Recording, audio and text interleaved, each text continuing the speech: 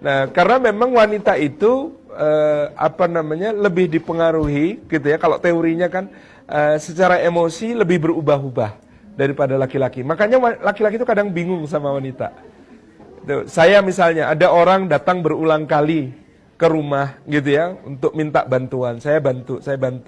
Setelah 3 kali datang istrinya sudah komplain, protes. Udah nggak, itu nggak mendidik lah begitu caranya gini.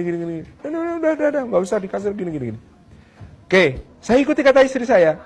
Pas dia datang untuk yang kesekian kali, saya mengatakan, ngapunten mas ya, mulai sekarang sudah nggak bisa bantu lagi gini. Tiba-tiba istri saya bilang, kasihan mbah, udah datang jauh-jauh, masa nggak dikasih apa?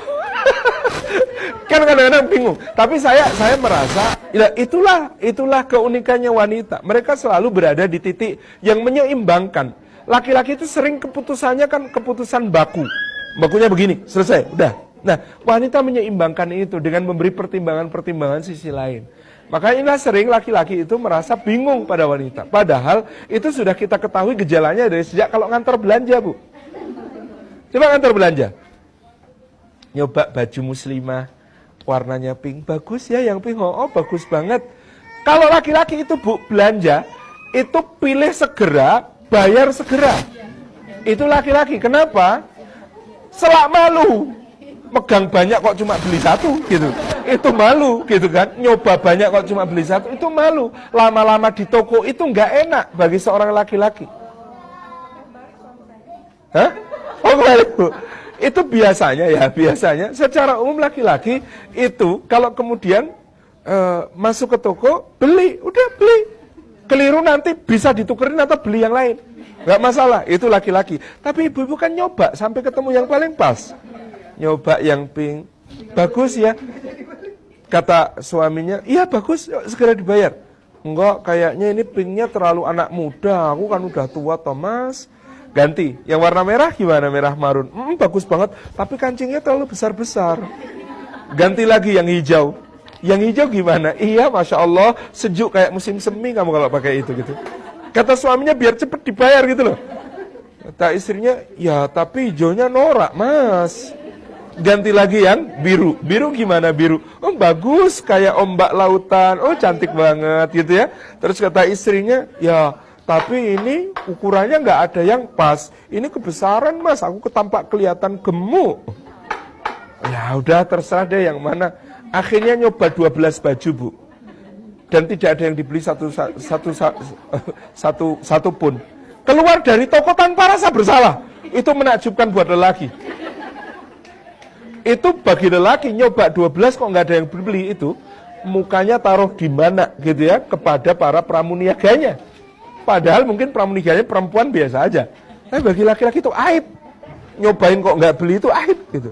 Itu contoh. Jadi beda gitu ya. Memang ini cara lelaki dan perempuan memandang sesuatu.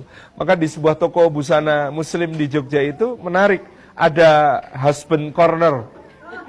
Di situ dipasang wifi, kemudian di situ ada akses internet pakai komputer, kemudian di situ ada game untuk orang dewasa maupun anak-anak gitu. Jadi nungguin istri-istri belanja itu para suami dipersilakan di situ.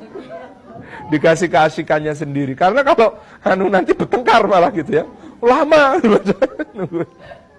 ini contoh itu karena perempuan itu mudi, jadi karena lebih terikat sisi emosional dan itu bukan aib. Memang Allah mengaruniakan seperti itu untuk kebaikannya. Yang dihindari hanyalah kalimat-kalimat kufur. Apa yang disebut kalimat kufur? Kalimat kufur nikmat. Ini yang diperingatkan Rasulullah SAW. Semudi-mudinya, seemosional wanita, tolong hindari kalimat seperti ini. Misal, suaminya itu baik. Dia berbuat baik, terus sekian waktu. Lalu satu saat bersalah. Jangan sampai kata Nabi, istri mengatakan, kamu tuh sejak dulu belum pernah berbuat baik sedikit pun sama aku. Itu kalimat yang tidak diperkenankan oleh Rasulullah SAW. Jadi, kalau salah, tolong kontekstual. Ya salahnya di situ, marahin suami di situ aja. Jangan dilebar-lebarkan. Makanya kalau kadang ada suami itu merasa berat karena istrinya itu kalau marah histeris. Kok histeris toh? Histeris mungkin maksudnya. Bukan historis istri saya kok marah. Maksudnya gimana? Dia itu kalau memarahi saya karena satu kesalahan saya saat itu bisa nyebutin semua kesalahan saya sejak awal pernikahan. Kamu tuh dari dulu belum berubah, Mas. Ingat nggak waktu awal nikah dulu? Kesalahannya sama kayak ini. Kenapa sih sudah 18 tahun nikah loh, Mas? Nggak berubah juga. Nah, gitu. Itu berat banget buat lelaki juga itu. Tapi yang paling berat tadi, yang paling berat adalah dikatakan, aku tuh sudah nggak perlu sama kamu. Dan nggak usah ngurusin urusanku. Itu jangan. Itu kalimat yang sangat berat. Nah, kalau bagi ibu-ibu kalimatnya bisa beda-beda gitu ya. Pas seneng banget satu produk, pengen beli banget, terus suami bilang, "Mbok, ya uangnya buat yang lain." Nah, itu bisa sakit gitu kan. Dan sebagainya. Makanya sangat tergantung kondisi emosi. Makanya jawaban ibu-ibu ketika dulu saya mencoba untuk survei kalimat apa yang paling menyakitkan dari suami kepada istri, itu jawabannya beragam. Jawabannya beragam sekali. Kalau suami itu 85% milih kalimat yang sama tadi. Jadi mereka merasa hancur kalau dianggap tidak ada. Kalau kemudian kehadirannya sudah tidak merasa dibutuhkan. Wallah a'lam bishawab.